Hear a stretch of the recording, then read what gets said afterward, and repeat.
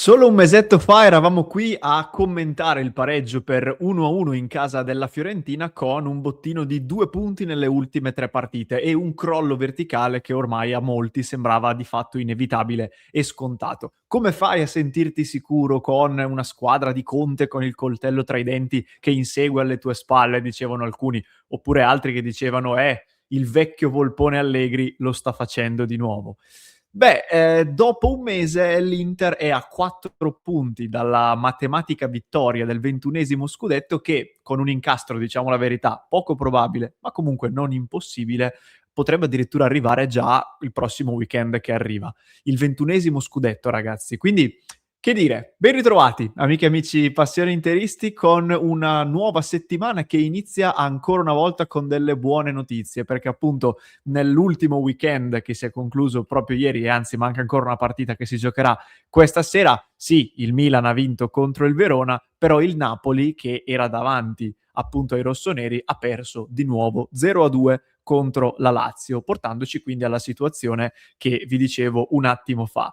E anche per questa ragione io vi chiedo di lasciare qui sotto un click sul tasto mi piace e anche sul tasto iscriviti. Forza che siamo quasi a 103.000 iscritti e ci prepariamo ai festeggiamenti di uno scudetto per il quale manca davvero molto molto poco. Poi se vi va, come sempre, vi ricordo anche il club di Passione Inter. Torno a tutto schermo per indicarvi qui in alto il QR code da scannerizzare per entrare a far parte della nostra grande community, dove stiamo commentando in queste ore proprio la classifica e ci stiamo preparando per i festeggiamenti, dopo un weekend, come vi dicevo, in cui il Napoli perde e Conte, dopo la partita, torna a ripetere il suo vecchio mantra, il mantra del secondo come primo dei perdenti.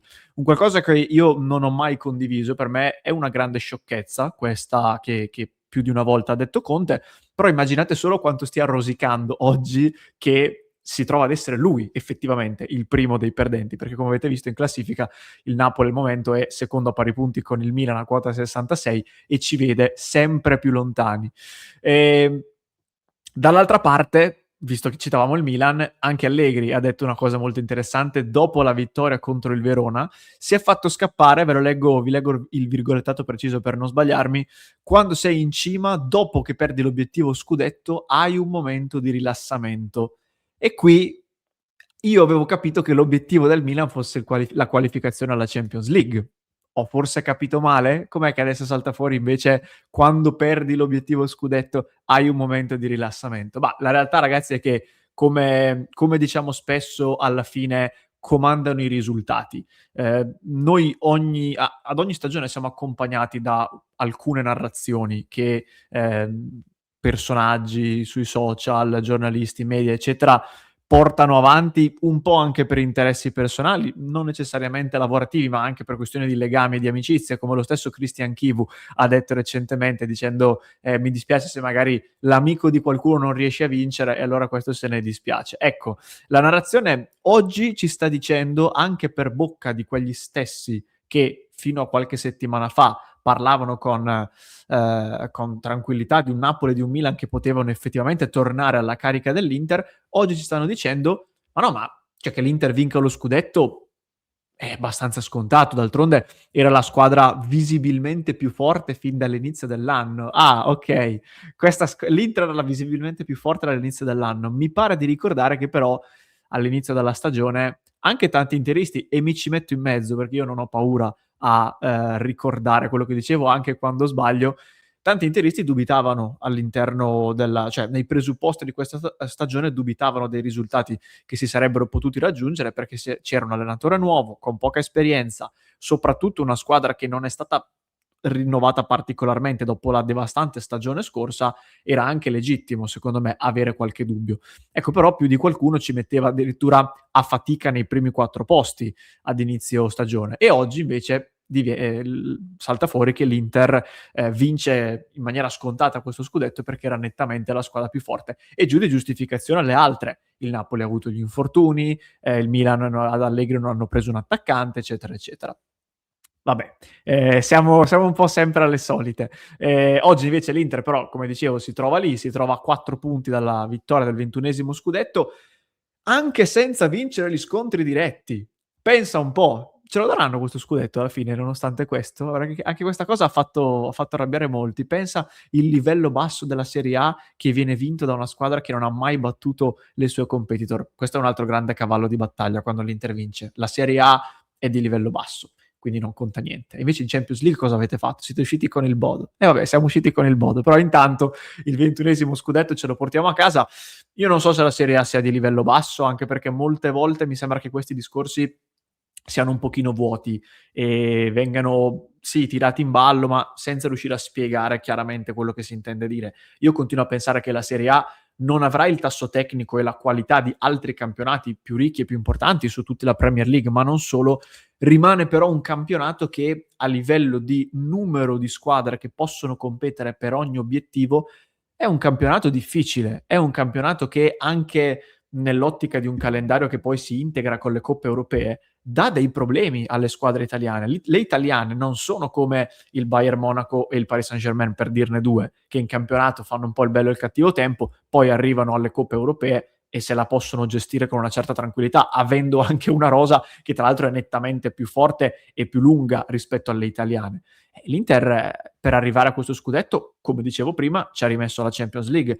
In anni passati, per arrivare in fondo alla Champions League, ci ha rimesso all'interno del campionato italiano, non solo per questa ragione, ci ricordiamo l'anno scorso. Quindi non lo so, ripeto, cosa si intenda con campionato di basso livello. Probabilmente mi verrebbe da dire che se il campionato di quest'anno è stato di basso livello, è stato soprattutto per colpa delle rivali, non tanto dell'Inter, perché è vero, l'Inter nelle gare secche non le ha battute, però se le altre rivali oggi si trovano con più di 10 punti di distanza dall'Inter, o più o meno giù di lì, evidentemente sono loro ad aver fatto più fatica del dovuto e del previsto contro squadre più deboli, contro squadre che invece avrebbero dovuto vincere, contro le quali avrebbero dovuto vincere senza grossi problemi. Io continuo a pensare che alla fine ognuno si ritrovi un po' a giocare sul suo livello. Ripeto, a parte quelle due squadre che ho citato prima, in Premier League il livello è un po' più alto, però è un po' più alto per tutti. Quindi alla fine il tasso di difficoltà, secondo me, più o meno è simile. L'Inter si avvicina al 21esimo scudetto, sarebbe stato il terzo consecutivo se l'anno scorso non avessimo visto delle cose, per citare anche qui qualche, qualche personaggio, non avessimo visto delle cose che non si erano mai viste fino a quel momento, no? Da gennaio in poi diciamo che l'anno scorso l'Inter ha dovuto combattere su più fronti anche nei confronti di alcune scelte extracampo, o no, non extracampo, diciamo extra squadra, extra squadre che l'hanno abbastanza condannata. Sarebbe stato il terzo consecutivo, sarebbe stato il terzo all'interno di annate in cui l'Inter ha messo in serie anche 2 finali di Champions League e una serie di coppe e coppette varie, che per me coppette non sono, come sapete, che però ci restituiscono un quinquennio di Inter nel quale noi forse, essendoci dentro, non riusciamo bene a trovare la dimensione. Però ragazzi, tra qualche anno, quando purtroppo la storia, secondo me, ciclica ci riporterà anche in momenti un pochino più difficili, un pochino più bui,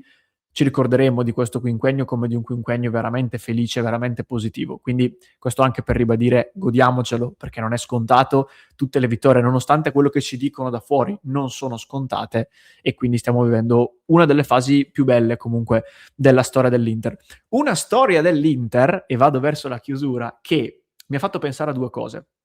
La prima, visto che citavamo Conte, 5 anni fa, non so se vi ricordate, dopo la vittoria dello scudetto di Conte, c'erano state quelle uscite un po' polemiche da parte sua e da parte di quelle Leoriali, che da quel momento in poi soprattutto lo ha seguito praticamente ovunque. La famosa polemica della data del ritiro estivo che ancora non si sapeva e di un Inter che veniva descritta in parte anche comprensibilmente, perché il momento era veramente duro, però veniva descritta come una squadra senza futuro, una squadra che aveva appena vinto lo scudetto, il 19esimo al tempo, ma che poi si sarebbe sciolta per i problemi economici della presidenza, per i problemi generali, insomma, che aveva accumulato. E invece, dopo 5 anni, Conte ha messo insieme una serie di risultati più o meno positivi, forse meno più che più, e l'Inter invece, come vi dicevo, ha messo insieme tutti questi risultati anche per merito e grazie a Simone Inzaghi, per merito di un lavoro che tutto il gruppo lavorativo ha fatto e che oggi ci porta con un allenatore quasi esordiente a vincere probabilmente, perché ancora non è sicuro, però diciamo probabilmente un altro scudetto. Questa è la prima cosa che mi ha fatto tornare in mente. La seconda cosa invece ve la mostro da un tweet che mi è passato davanti in queste ore su X e che ricorda, vi condivido lo schermo, eccolo qua, ricorda quella che era la situazione 20 anni fa, nel 2006. Tra l'altro un anno particolare, mi pare che sia successo qualcosa nel 2006, al di là della vittoria dell'Italia dei mondiali ai quali purtroppo non andiamo da un po'. È successo qualcosa e mi verrebbe quindi da chiedermi, chissà prima di questo 2006 che cosa c'era e cosa sarebbe potuto succedere. Ma detto questo, non apriamo questa parentesi, l'Inter aveva 13 campionati nel palmarès, il Milan ne aveva 17. Dopo 20 anni l'Inter è vicina ad arrivare a 21 campionati, il Milan è fermo a 19. E dal 2006, 8 quindi gli scudetti per l'Inter, 2 per il Milan, considerando tutte le competizioni, 20 trofei dell'Inter, 4 del Milan. Si tratta di rivalità cittadina, conta fino a quello che vogliamo.